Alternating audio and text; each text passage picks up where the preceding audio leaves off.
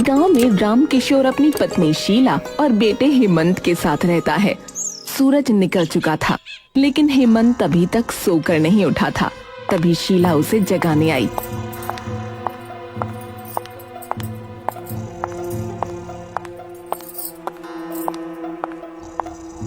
अरे ओ लाड साहब, तो समय पर क्यों नहीं उठता है? 25 साल का हो गया है, कुछ ना कमाता। अरे क्या हो गया है? क्यों सुबह सुबह? हाँ, तुम तो इसके समर्थन में आओगे ही। अरे मैंने अभी कुछ कहा भी नहीं है। अपने लाडले बेटे से कुछ क्यों नहीं कहते हो कि कुछ काम करे? अरे अभी किसी को भी नौकरी नहीं मिल रही है भैया। ठीक है, मैं उठ गया हूँ। अब आप दोनों आपस में झगड़ा मत करो बस। बेटा, तेरी माँ सही ही तो कहती है। तुझे कुछ ना कुछ काम करना चाहिए।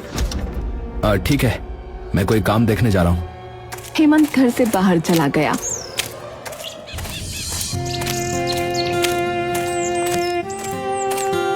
वो पढ़ा लिखा था, लेकिन उसे फिर भी कोई नौकरी नहीं मिल रही थी। उसने दुकानों पर काम करने की सोची, लेकिन वहाँ भी उसे कुछ काम नहीं मिला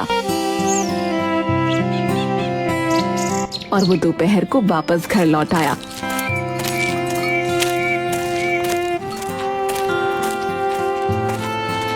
आ गया, नौकरी मिली? नहीं। मैं पहले से जानती थी कि यही हुआ होगा। चल बैठ, खाना लाती हूँ। ठीक है। शीला उसे खाना लाकर देती है।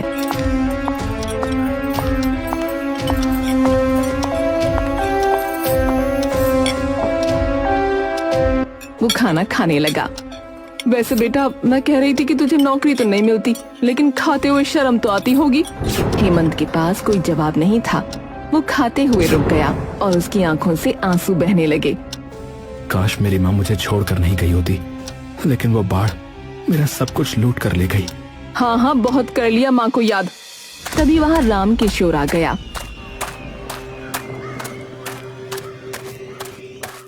क्या हुआ बेटा, क्यों रो रहा है? सुनिए जी, इसके नखरे बहुत बढ़ रहे हैं। मैंने खाना दिया है, फिर भी मुझे सौतेली कह रहा है और उल्टा सीधा बोल रहा है। मैं नहीं सुनूंगी और ये घर छोड़कर चली जाऊंगी। हेमंत, तुझे इस तरह बदतमीजी नहीं करनी चाहिए थी। पिताजी, मैंने तो माँ से कुछ कहा भी नहीं, लेकिन जब आपको मुझ पर भरोसा ही नहीं है तो मेरे यहाँ रुकने का कोई अर्थ नहीं रह जाता। मैं जा रहा हूँ। हेमंत घर छोड़कर वहाँ से चला गया। शीला हेमंत की सौतेली माँ है।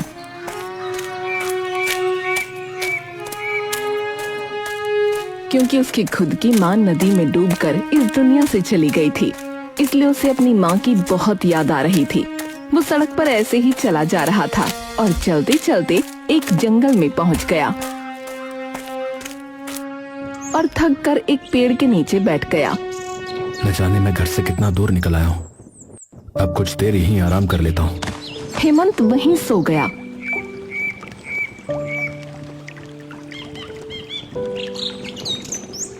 और शाम को उठा। उसके पास एक बूढ़ी महिला बैठी हुई थी, जिसे देखकर वो चौंक गया। आप कौन है? घबराओ मत बेटा, मैं यहीं जंगल में रहती हूँ। तुम्हें अकेले ऐसे सोते देखा तो मदद करने चली आई। आप क्या इतने घने जंगल में रहती हैं? हाँ, चलो मेरे साथ, यहाँ मेरा ढाबा है। बूढ़ी महिला हेमंत को अपने साथ ले गई।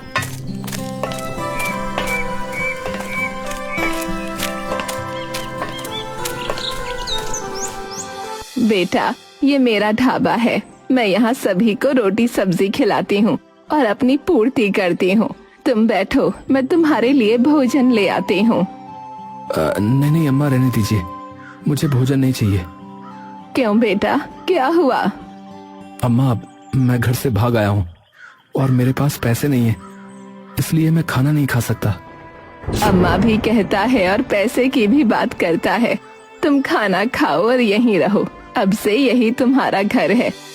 बूढ़ी महिला ने प्लेट लाकर दी। हेमंत खाना खाने लगा। बूढ़ी अम्मा ने प्यार से हेमंत के सर पर हाथ रखा। ये देखकर हेमंत भावुक हो गया। अम्मा, मेरी माँ बहुत अच्छे राजमा चावल बनाती थी और मुझे भी आता है। मैं भी ढाबे पर बनाया करूंगा। ठीक है बेटा। एक सुनसान जंगल में हेमंत को सहारा मिल गया था।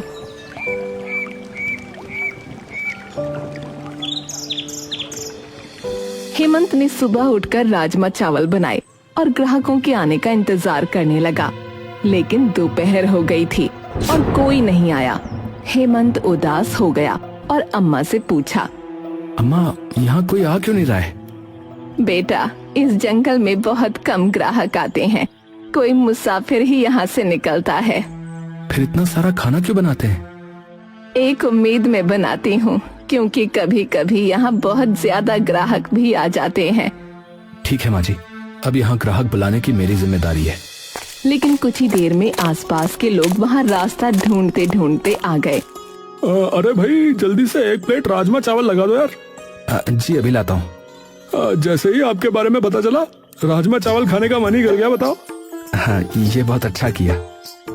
हेमंत ने भी सभी को राजमा चावल और बाकी खाना दिया। सभी बहुत तारीफ कर रहे थे। भाई वाह, ऐसे राजमा चावल तो मैंने पहले कभी नहीं खाए। अरे भाई, बहुत ही स्वादिष्ट है। कुछ ही देर में हेमंत के ढाबे का सारा खाना खत्म हो गया, लेकिन ग्राहक और भी आ गए। आज सब खत्म हो गया है, आप कल आना, मैं कल ज्यादा बनाऊंगा। सभी वहाँ से चले गए।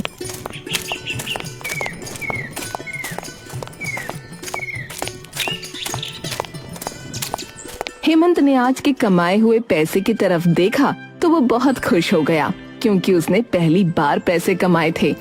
बेटा, तूने तो कमाल ही कर दिया। अम्मा, ये सब आपका कमाल है। नहीं बेटा, मैंने इतने ग्राहक पहले कभी नहीं देखे। अम्मा, अब से हम रोजाना ऐसे ही पैसे कमाएंगे। ये लीजिए आज के पैसे। बेटा, अब तुम्हारे बिना मेरा इस दुनिया में कोई नहीं है, इसलिए अब से ये ढाबा और पैसे तुम ही संभालो। ठीक है अम्मा। हेमंत का ढाबा ठीक से चल रहा था। कुछ ही महीनों में ढाबा बड़ा बन गया और उसने सोनू मोनू को भी मदद के लिए रख लिया। अब हेमंत पहले से कुछ अमीर हो गया था, लेकिन वो सभी की मदद करता था और बचा हुआ खाना गरीबों में बांटता था। ऐसे ही दिन बीत रहे थे और फिर एक दिन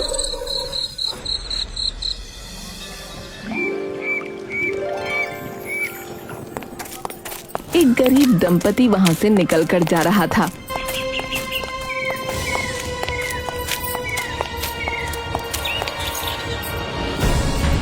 जी रुकिए। हाँ बेटा। शायद आपको बहुत तेज भूख लगी है। हाँ बेटा। लेकिन हम नहीं खा सकते हैं, ऐसा कहकर दोनों आगे चल दिए। देखिए, हमारा ये नियम है कि यहाँ से कोई भी भूखा नहीं जाएगा। बहुत अच्छी बात है बेटा, लेकिन हमारे पास पैसे नहीं हैं। अब आपको पैसे देने की कोई आवश्यकता नहीं है। हेमंत ने उनको खाना खिला दिया। तभी हेमंत को उस व्यक्ति के माथे पर एक रोशनी दिखी, लेकिन उस रोशनी को सिर्फ हेमंत ही देख सकता था। क्षमा कीजिए, लेकिन मुझे लगता है कि आपके साथ धोखा हुआ है। क्या? तुम ये कैसे जानते हो? वो एक राज की बात है। तभी वहाँ बूढ़ी अम्मा आई।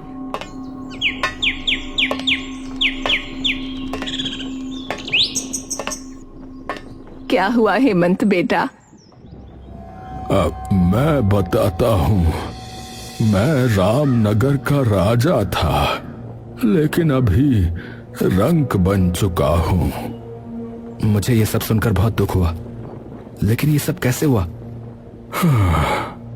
मैं बहुत ईमानदार हूँ। मैंने सदैव अपनी प्रजा का ध्यान रखा है, लेकिन किसी धोखेबाज की वजह से मैं अपनी प्रजा की ही नजरों में बुरा बन गया।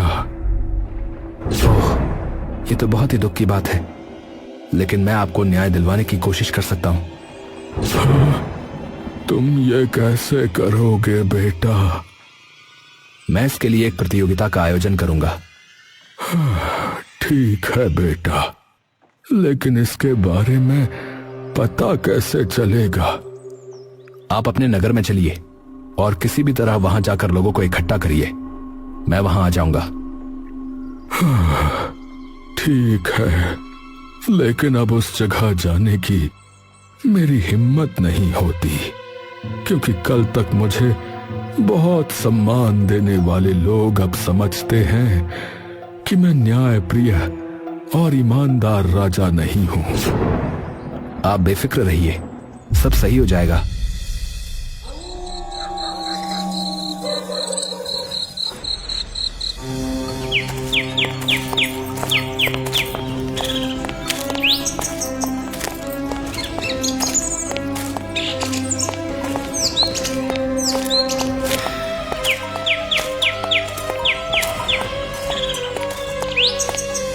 अगले दिन सुबह राजा रानी भेष बदलकर रामनगर पहुंच गए और अपने एक शुभचिंतक के द्वारा नगर के सभी लोगों को मैदान में इकट्ठा करवा दिया। हेमंत और बूढ़ी दादी भी पहुंच गए।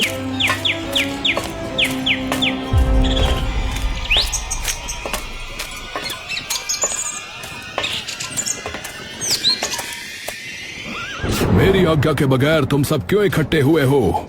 पता नहीं महाराज, ये सब यहाँ क्यों आए हैं? इन सभी को मैंने यहाँ बुलाया है। कौन हो तुम? पहले कभी इस नगर में नहीं देखा? जी मैं राजमा चावल वाला हूँ। अपने राजमा चावल बेचो ना, यहाँ क्यों भीड़ इकट्ठी की है? खेल दिखाने वाले मदारी हो क्या? जी मैं आपके नगर में एक राजमा चावल की प्रतियोगिता कराने आया हूँ। इसमें क्या होगा? मेरा ऐसा मानना है कि जो सबसे ताकतवर है वही प्रतियोगिता कर सकता है। इस बात से क्या आशा है तुम्हारा? जी ये जादुई राजमा चावल हैं। इनको सिर्फ सबसे बलशाली व्यक्ति ही खा सकता है, इसलिए मैं नगर नगर उस बलशाली व्यक्ति को ढूंढ रहा हूँ। नगर के सभी लोग ये देखकर अचंभित थे। राजा रानी भीड़ में छिपे रहे। मंत्री ने उत्सुकतावश हेमंत से पूछा, अच्छा ये बताओ कि तुम ऐसी प्रतियोगिता क्यों कर रहे हो? मैं दूर नगर से आया हूँ। मुझे मेरे राजा साहब ने भेजा है। उनकी पुत्री के विवाह के लिए ये प्रतियोगिता हो रही है। ये सुनकर मंत्री और सैनिक ने एक दूसरे की तरफ देखा और मुस्कुराए।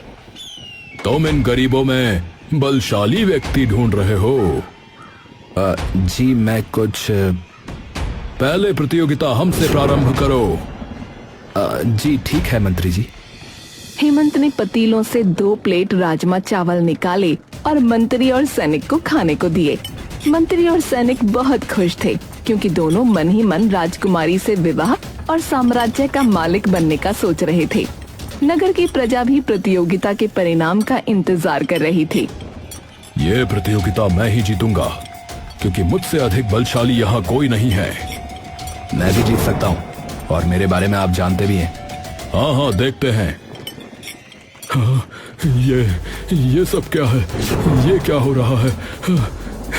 हे राजमा चावल वाले, तूने हमें क्या खिला दिया है?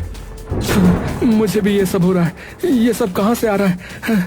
जो हमने गलत किया है वो सब कैसे दिखाई दे सकता है? हाँ, ये राजमा चावल खाने से सभी के अच्छे और बुरे कर्म उसके सामने तुरंत आ जाते हैं। अगर तुम्हारे सामने ये सब आ रहे हैं तो अवश्य तुमने कुछ बुरा किया है। मुझे बहुत डर लग रहा है, मुझे इससे बाहर निकालो। मैंने तो पहले ही बताया था कि मैं किसी बलशाली व्यक्ति को ढूंढ रहा हूँ। वहाँ उपस्थित सभी लोग आश्चर्यचकित हो गए और आपस में जादुई राजमा चावल के विषय में बात करने लगे। राजा और रानी भी भीड़ में खड़े होकर बहुत खुश थे, क्योंकि उनको विश्वास था कि राजमा चावल वाला अब उनको न्याय दिला पाएगा। ये सब मुझे जो भी दिख रहा है, ये मुझे मार डालेगा। मुझे इससे बाहर निकालो। इससे बाहर निकलने का एक ही रास्ता है कि तुमने अभी तक जो भी पाप किए हैं उसका प्रायश्चित कर लो और सभी को बता दो। ठीक है, बताता हूँ। वैसे भी मैंने जो भी किया है वो सब मेरी आंखों के सामने चल रहा है। मंत्री के साथ सैनिक भी अपने पाप को प्रजा के सामने स्वीकार करने के लिए तैयार हो गया। मैंने एक बार पाप किया है कि देवता जैसे राजा को अपराधी बना दिया। तुमने ये सब कैसे किया, ये भी बताओ। मैं स्वयं राजा बनना चाहता था और ये सैनिक मंत्री बनना चाहता था, परंतु रामनगर की प्रजा राजा को देवता की तरह पूजती थी।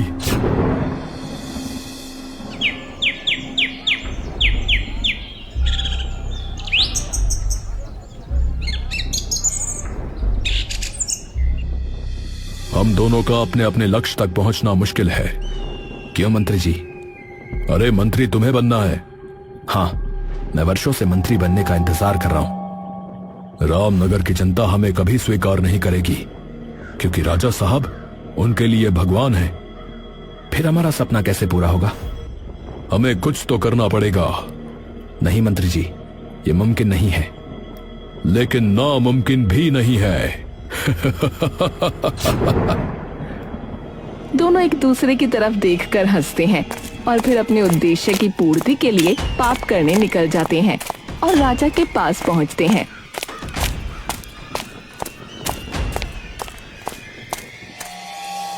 तुम सैनिकों के साथ अनाज, कपड़े, आवश्यक औषधि को ले जाओ और सभी को बांट दो। राज्य में कोई दुखी नहीं रहना चाहिए। ठीक है महाराज, मैं अभी जा रहा हूँ। मंत्री और सैनिक सारा सामान एक गोदाम में छुपा देते हैं। चलो अब नगर में चलते हैं। ठीक है मंत्री जी। दोनों नगर में गए और लोगों को इकट्ठा कर लिया।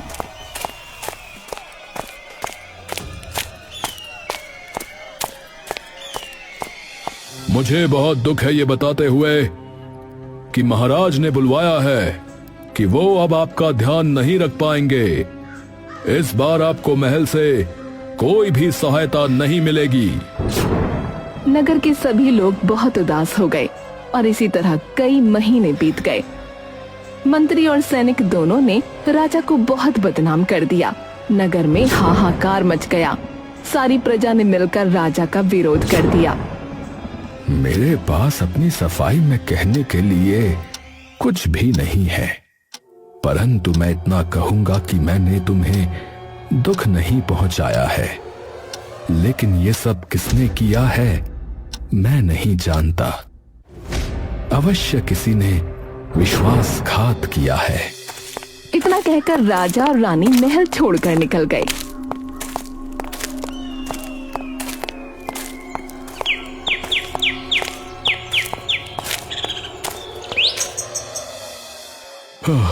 मैं आप सभी से क्षमा मांगना चाहता हूँ।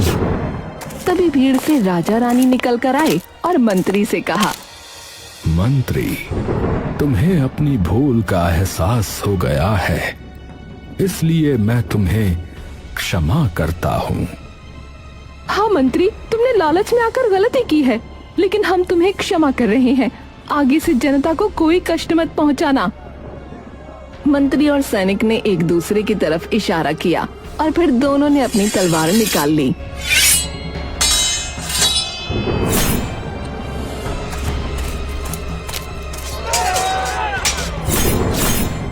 मंत्री, तू ऐसी हरकत अवश्य करेगा, मैं जानता था, क्योंकि जिसको धोखा देने की आदत पड़ जाए वो कभी नहीं बदलता।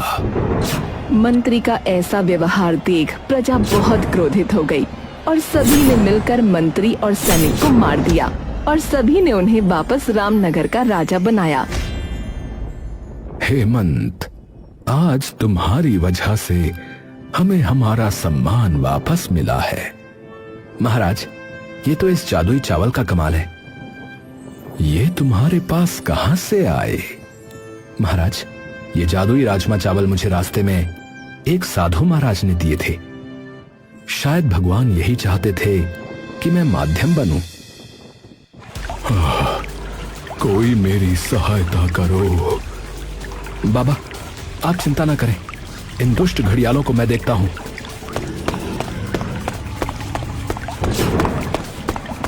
तभी अचानक से दोनों घड़ियाल दो साधुओं में परिवर्तित हो गए और नदी किनारे साधु बाबा मुस्कुरा रहे थे।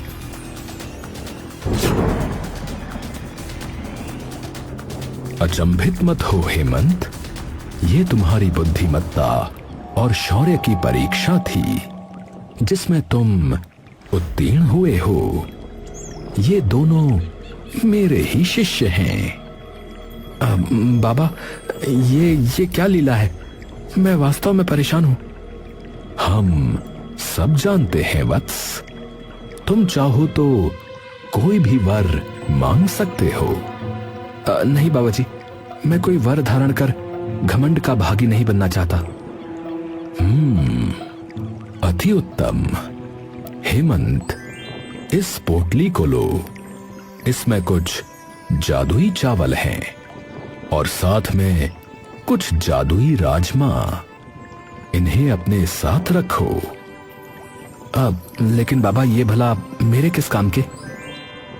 ये समय आने पर तुम्हें स्वयं ज्ञात हो जाएगा वत्स। तुम्हारी परेशानियों का हल यहीं से होगा। इस तरह मुझे ये राजमा चावल मिले थे जो आज इस राज्य के काम आए। बहुत अच्छा। मैं तुम्हें राज दरबार में ही रखना चाहता हूं। ठीक है महाराज, बूढ़ी अम्मा भी मेरे साथ रहेंगी। ठीक है बेटा। हेमंत का जीवन सुधर गया। अब बूढ़ी अम्मा भी उसके साथ राज दरबार में रहने लगी और राजमा चावल की वजह से रामनगर एक बार फिर से खुशहाल हो गया।